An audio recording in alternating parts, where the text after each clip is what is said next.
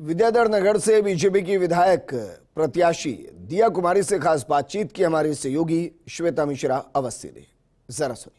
और मेरे जो कार्यकर्ता की टीम है ना, ये चुनाव भी वही लड़ेंगे और ये जीत का श्रेय भी उन्हीं को मिलेगा, मुझे नहीं उन्हीं को मिलेगा। लेकिन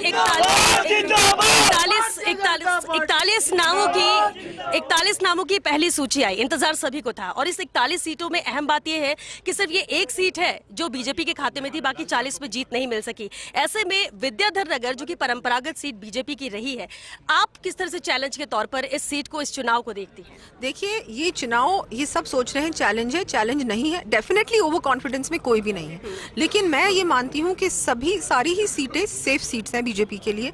बीजेपी की सरकार बनना तय हो चुका है, जनता ने इस चीज को मान लिया है। इसीलिए तो गहलोत जी बौखला रहे हैं। ये 1 हफ्ता 10 दिन 3 महीने से क्या चल रहा है, और जाते जाते भी करके चले गए, जबकि उनको पता है उनकी सरकार नहीं बन रही है। तो ये सब चीजें हमारे सामने है। जब आदमी इतना अनश्योर होता है तभी इस तरह की हरकतें करता है, इस तरह की चीजें करता है। तो भारतीय जनता पार्टी की हर सीट एक सेफ सीट है। और मैंने जैसे कहा कि हमारे कार्यकर्ता 5 साल से काम कर रहे हैं हर सीट पे। जिसपे चुनाव नहीं जीते उस पे भी, जिसपे चुनाव जीते हैं उस पे तो कर ही रहे हैं, पर जिसपे चुनाव नहीं जीते उस पे भी हम लोग काम कर रहे हैं। और इस बार आप देखिएगा पूरी बहुमत से हमारी सरकार बनेगी। आपने एक अहम बात की, कार्यकर्ता काम कर रहे हैं, बिल्कुल कर रहे हैं, लेकिन इसी सीट की बात करें, नरपत सिंह राजवी, जिनके लिए कहा जाता है कि जब चुनाव आते हैं तो नरपत सिंह जी बाहर आते हैं घर के, इसके बाद 5 साल उनकी खबर नहीं होती है।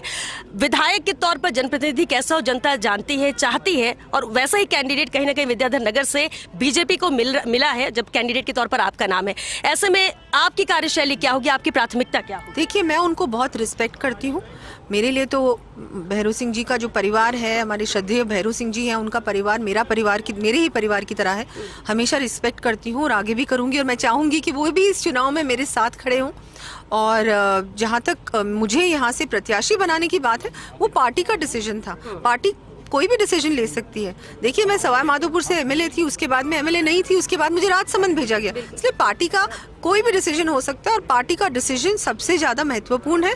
और हमारे लिए सबसे ज़्यादा, उससे ज़्यादा और कोई चीज़ नहीं है। अब जो पार्टी डिसाइड करती है वो जिम्मेदारी हम लोग लेते हैं, और यहाँ मुझे जिम्मेदारी दी है।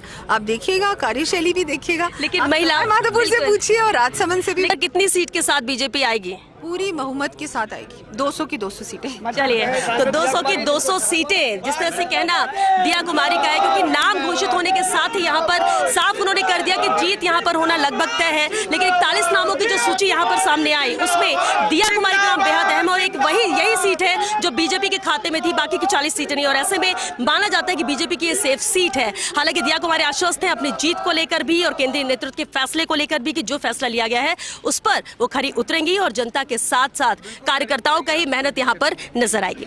चलिए, कैमरा पर्सन गिरीश के साथ Shweta Mishra Awasthi, first India news, Jaipur.